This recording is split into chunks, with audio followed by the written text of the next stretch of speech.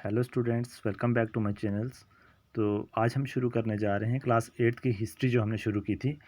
तो उसके लिए आप चैनल पे विज़िट करें और प्लेलिस्ट में जाकर क्लास 8 की हिस्ट्री का जो सिलेबस शुरू किया वो उसमें आप देख सकते हैं वीडियोस। तो चैप्टर नंबर 5 जो आज हम शुरू करने जा रहे हैं, व्हेन पीपल रेबल, मतलब जब लोगों ने बगावत करना शुरू कर दी 1857 एंड आफ्टर 1857 में, और उसके बाद जो है जो बगावत करना शुरू कर दी लोगों ने जो, तो उसके बारे में आज हम डिस्कस करेंगे इस चैप्टर में।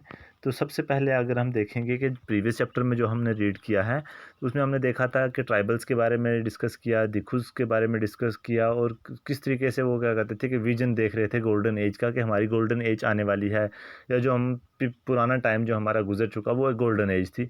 तो उसके बारे में उसमें हमने देखा था कि जो ट्राइबल्स थे उनके साथ किस तरीके से जो है सलूक किया जाता था, किस तरीके से उनको ट्रीट किया जाता था।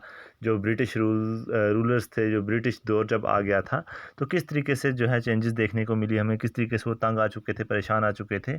तो उसके बाद उन्होंने क्या करना शुरू कर दिया था, उनको अपोज़ करना शुरू कर दिया था ब्रिटिश रूल को। तो वो सभी जो है हम इस चैप्टर में शुरू करेंगे कि किस तरीके से अपोज़ करना शुरू कर दिया था व्हेन पीपल रेबल्स, जब लोगों ने बगावत शुरू कर दी। 1857 की बात करें या उसके बाद की बात करें, तो सबसे पहले आता है पॉलिसीज़ एंड द पीपल्स। जो पॉलिसीज़ जो है ब्रिटिश रूल के अंडर बनाई गई थी, ब्रिटिशर्स ने बनाई थी इंडियंस के लिए, और जो इंडियन पीपल्स थे उनके बारे में डिस्कस करेंगे। कहता है कि प्रीवियस चैप्टर में आपने देखा होगा कि काफ़ी सारी जो ईस्ट इंडिया कंपनी की ब्रिटिशर्स की जो पॉलिसीज़ बनाई गई थी, तो उन्होंने डिफरेंट डिफरेंट पीपल्स को जो है वो अफेक्ट किया था। किंग्स की बात करें, क्वींस की बात करें, पीजेंट्स हो गए, लैंडलॉर्ड्स, ट्राइबल्स, सोल्जर्स, ये सभी जो है डिफरेंट डिफरेंट तरीके से, डिफरेंट डिफरेंट वेज से जो है इफेक्ट हो रहे थे ब्रिटिश की पॉलिसी से, ईस्ट इंडिया कंपनी की पॉलिसीज़ थे। लेकिन जैसे आपने देखा होगा कि ये काफ़ी सारे ये लोग क्या कर रहे थे, ये भी देखा होगा कि ये लोग रेजिस्ट कर रहे थे इन पॉलिसीज़ को, इनके ऊपर एक्शन ले रहे थे, जो इनके इंटरेस्ट को हार्म कर रही थी, इंटरेस्ट को ख़त्म कर रही थी जो पॉलिसीज़। तो उसके ख़िलाफ़ इन्होंने क्या करना शुरू कर दिया, जो इनके सेंटिमेंट्स को हर्ट कर रही थी, तो उनके ख़िलाफ़ इन्होंने क्या करना शुरू कर दिया, रेजिस्ट करना शुरू कर दिया और एक्शन लेना शुरू कर दिया था। उसके बाद सबसे पहले अगर हम देखेंगे कि नवाब्स लूज़ देयर पावर्स, जो नवाब्स हुआ करते थे पहले इंडिया में, तो वो बड़े-बड़े जो लैंडलॉर्ड्स हुआ करते थे, इनको नवाब्स कहा जाता था। तो उन नवाब्स की जो पावर जो है वो किस तरीके से ख़त्म होती है। कहते हैं कि मिड सेंचुरी तक का अगर हम बात करें तो ये नवाब राजा और ये क्या थे, इनने देखा कि इनकी पावर क्या है, आस्ता-आस्ता इरोड हो रही है, ख़त्म हो रही है। ये अपनी अथॉरिटी को, ऑनर्स को लॉस कर रहे हैं, खो रहे हैं। तो तब जो है इन्होंने क्या किया, ये जो इनके रेज़िडेंट्स हैं जहाँ पर ये रहते थे, तो काफ़ी ये जो इनसे छीने जा रहे थे, ये जो इनके रूलर्स की जो फ्रीडम थी, आज़ादी थी, वो रिड्यूस हो रही थी, कम हो रही थी। आर्मी फ़ोर्स को जो है वो निकाला जा रहा था, तंग किया जा रहा था। उनकी टेरिटरी, जो ज़मीन थी जहाँ पर वो रहते थे, उनसे जो है एक-एक करके उनसे ली जा रही थी। स्टेज बाय स्टेज जो है उनसे टेकन अवे की जा रही थी उनकी टेरिटरी। उसके बाद कहता है कि काफ़ी सारी रूलिंग फैमिलीज़ थी जिनने बातचीत करने की कोशिश की कंपनी के साथ, ईस्ट इंडिया कंपनी के साथ, अपने इंटरेस्ट को प्रोटेक्ट करने के लिए। जैसे एग्जांपल दी गई है कि रानी लक्ष्मीबाई जो झांसी की रहने वाली थी, उन्होंने बातचीत करने की कोशिश की, चाहा कि कंपनी क्या करे, जो मेरा अडॉप्टेड सन है उसको क्या करे, किंगडम का जो है हायर जो है सरबराह जो क्या करे, रिकॉग्नाइज़ करे उसके हस्बैंड की डेथ के बाद। लेकिन ऐसा जो है नहीं हुआ था। उसके बाद नाना साहेब जो है अडॉप्टेड सन थे पेशवा बाजीराव सेकंड के, तो उन्होंने क्या किया कि मुझे क्या किया जाए, फ़ादर की डेथ के बाद जो फ़ादर की पेंशन है वो मुझे दी जाए।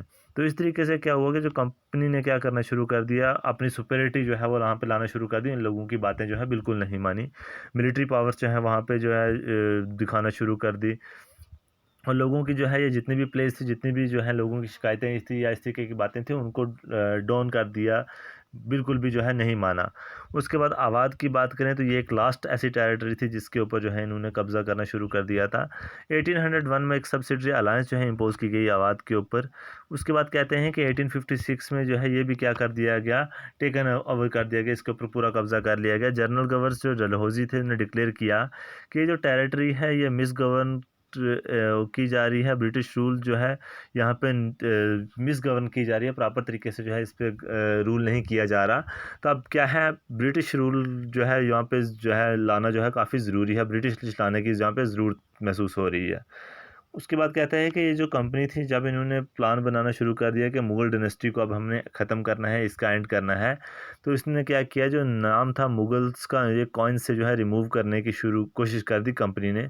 उसके बाद 1849 में जो है गवर्नर जनरल डलहौजी ने अनाउंस कर दिया कि जो लास्ट रूलर्स हैं मुग़ल डायनेस्टी के बहादुर शाह ज़फ़र, तो ये क्या होंगे, जब इसकी डेथ हो जाएगी तो उसकी फैमिली को जो है रेड फोर्ट जो लाल किला है दिल्ली का, उससे शिफ्ट कर दिया जाएगा और किसी और जगह जो है इसको जगह दी जाएगी कि वहाँ पे जाके ये रिज़ाइड करेंगे, रहेंगे। उसके बाद कहता है कि 1856 में गवर्नर जनरल कैनिंग्स जो है वो डिसाइड करते हैं कि बहादुर शाह ज़फ़र जो है लास्ट जो है मुग़ल किंग होगा। इसकी डेथ के बाद कोई भी जो है इसका डिसेंडेंट, इसके जो है औलाद में से कोई भी क्या करेगा, किंग नहीं बनेगा। उनको सिर्फ प्रिंस का नाम दिया जाएगा, ये प्रिंस हैं। तो ये हमने नवाब्स की जो है कंडीशन देखी कि ईस्ट इंडिया कंपनी आने से जो है नवाब्स ने किस तरीके से अपनी पावर को लूज़ किया, किस तरीके से जो मुग़ल रूलर्स थे उनकी डायनेस्टी का एंड किस तरीके से हुआ। तो उसके बाद आती है पीजेंट्स एंड द सिपाही। जो पीजेंट्स थे, जो खेतों में काम करने वाले थे, या सिपाही जो थे, जो ब्रिटिश आर्मी के अंदर काम करते थे, आर्मी वाले सिपाही, तो उनकी जो है वो क्या कंडीशंस थी उसके बारे में डिस्कस करते हैं। क्या कहते हैं कि अगर हम कंट्री साइड, पूरी कंट्री की अगर हम बात करें, तो पीजेंट्स एंड ज़मींदार जो थे ये क्या कर रहे थे उस टाइम, काफ़ी हाई टैक्स जो थे या रिजिड मेथड रेवेन्यू का जो है उस कलेक्शन का इन्होंने जो अपनाया हुआ था उसको फेस कर रहे थे। उसके बाद काफ़ी सारे ऐसे जो थे जो जिनने लोन लिए हुए थे, लेकिन वो अपना लोन जो है वो पे बैक नहीं कर पा रहे थे मनी लेंडर्स को, जिसका नतीजा ये हुआ कि उनने अपनी लैंड्स जो है वो खो दी। मनी लेंडर्स ने उनसे लैंड जो है वो ले ली थी, जिसपे वो क्या कर रहे थे, उनकी जनरेशन दर जनरेशन ट्रेड कर रही थी, काम कर रही थी। वो लैंड्स जो है उन्होंने पूरी खो दी थी। उसके बाद इंडियन सिपाही की बात करें जो एम्प्लॉय थे कंपनी के अंदर, तो उनका जो है मेन रीज़न क्या था कि उन्होंने डिसकंटेंट का मेन रीज़न उनका क्या था कि वो क्या थे, जो उनको पे किया जाता था, सैलरी पे की जाती थी, उनसे वो बहुत ज़्यादा अनहैप्पी थे। जो अलाउंसेस थी उनको, या उनकी कंडीशन ऑफ सर्विसेज थी, उससे वो ज़्यादा क्या थे, मुतमईन नहीं थे, काफ़ी तंग आ चुके थे इंडियन सिपाहीज़। तो उसके बाद कहते हैं कि कुछ न्यू रूल जो बनाए गए थे, जो उनके रिलीजियस सेंसिबल्स और उनको रिलीजियस बिलीफ को वायलेट करते थे। जैसे आप जानते हैं कि उस टाइम जो है ये बात, लोगों का ये मानना था कि अगर उनको समुंदर जो है पार, अगर वो समुद्र को पार करेंगे तो वो क्या करेंगे, रिलीजन और कास्ट को खो देंगे। तो जिसका नतीजा ये होता है कि 1824 में जो है सिपाहीज़ को बोला जाता है कि वो क्या करेंगे, समुद्र को क्रॉस करके बर्मा जाएंगे सी रूट से फ़ाइट करने के लिए, कंपनी के लिए। तो उन्होंने रिफ्यूज़ कर दिया कि हम क्या करेंगे, इस ऑर्डर को फॉलो नहीं करेंगे, और अगर हम किस रास्ते से जाएंगे, जो लैंड रूट है उस रास्ते से जाएंगे। तो इसके लिए जो है काफ़ी सारे जो सिपाही थे उनको पनिशमेंट भी दी गई, और उनको क्या किया गया, मार भी दिया गया काफ़ी सारे सिपाहीज़ को।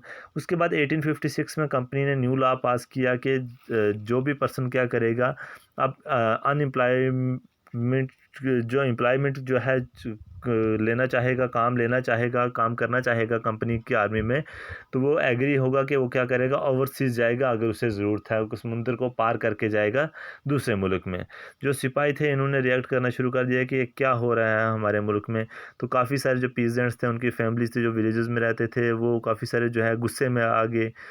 उन्हें जो पीजेंट्स थे उन्होंने क्विकली जो है स्प्रेड होना शुरू कर दिया मुल्क भर में, और इनके अगेंस्ट जो है आवाज़ उठाना शुरू कर दी। तो उसके बाद अगर हम देखेंगे रिस्पॉन्स टू रिफॉर्म्स, तो उन्होंने क्या रिस्पॉन्स दिया रिफॉर्म्स लाने के लिए, चेंज लाने के, जो उनकी कंडीशंस थी। कहते कि ब्रिटिश बिलीव करते थे, ब्रिटिश का यह मानना था कि जो इंडियन सोसाइटी है इसको रिफॉर्म करने की ज़रूरत है, लॉ पास करने की ज़रूरत है। ये जो सती सिस्टम जो प्रैक्टिस किया जा रहा था, और जो विडो री मैरिज है इसको इनकोरेज करने की ज़रूरत है। अगर हम प्रीवियस सोसाइटी की बात करें तो इंडियन सोसाइटी में सती सिस्टम एग्जिस्ट करता था। सती सिस्टम में था कि अगर किसी हस्बैंड की डेथ हो जाती है तो उसके साथ उसकी जो वाइफ है उसको ज़िंदा जलाया जाता था, तो ये इसको सती सिस्टम कहा जाता था। तो ब्रिटिश का मानना था कि सती सिस्टम को हम क्या करेंगे, पूरी तरीके से ख़त्म कर देंगे, और विडो री मैरिज, पहले ज़माने में ये भी होता था एंशिएंट टाइम में, जो विडो जिसके हस्बैंड की डेथ हो गई है तो उसको दोबारा से री मैरिज करने की परमिशन नहीं दी जाती थी। तो अब इन्होंने क्या किया कि हम क्या करेंगे, विडो री मैरिज को इनकोरेज करेंगे। उसके बाद इंग्लिश लैंग्वेज जो है ये एजुकेशन जो है एक्टिवली जो है प्रमोट करना शुरू कर दिया। आफ्टर 1830 की अगर हम बात करें तो कंपनी ने अलाउ किया क्रिश्चियन मिशनरीज़ को, जो कि वो क्या करें, प्रॉपरली तरीके से जो है फ्रीली जो है फंक्शन करें और अपना जो काम है उसको अंजाम दें, और इवन लैंड और प्रॉपर्टी भी जो है क्रिश्चियन मिशनरीज़ को दी गई।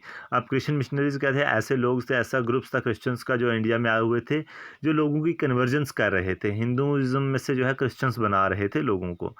आप कहते हैं कि 1850 में न्यू लॉ पास किया गया कि जो कन्वर्जन है ये कन्वर्जन, जिससे क्रिश्चियनिटी की कन्वर्जन जो है वो ईजी होगी काफ़ी, जिसमें अलो किया गया इंडियंस को कि अगर वो क्रिश्चियनिटी में कन्वर्टेड हो जाएंगे तो उनके जो इंसेस्टर्स की प्रॉपर्टी है उसको वापस दिया जाएगा। लेकिन काफ़ी सारे इंडियंस ने जो है ऐसा सोचना शुरू किया कि ब्रिटिश हमारे जो रिलीजन्स हैं उसको डिस्ट्रॉय कर रहे हैं, सोशल कस्टम्स को डिस्ट्रॉय कर रहे हैं, अब ट्रेडिशनल वे ऑफ लाइफ जो है हमारी उसको डिस्ट्रॉय कर रहे हैं।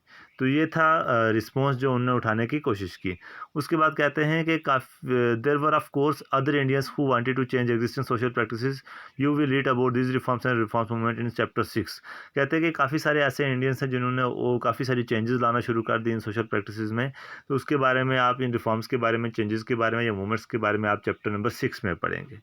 तो आज के लिए इतना रखेंगे। तो नेक्स्ट लेक्चर जो है हमारा इस चैप्टर का सेकंड लेक्चर जो होगा उसमें हम कंटिन्यू करेंगे। तो जिसने चैनल को सब्सक्राइब नहीं किया उस चैनल को सब्सक्राइब कर ले, लाइक कर ले, शेयर और बेल आइकन को दबाना नहीं भूले, क्योंकि आने वाली हर वीडियो आप तक पहुंच पाए। Thank you.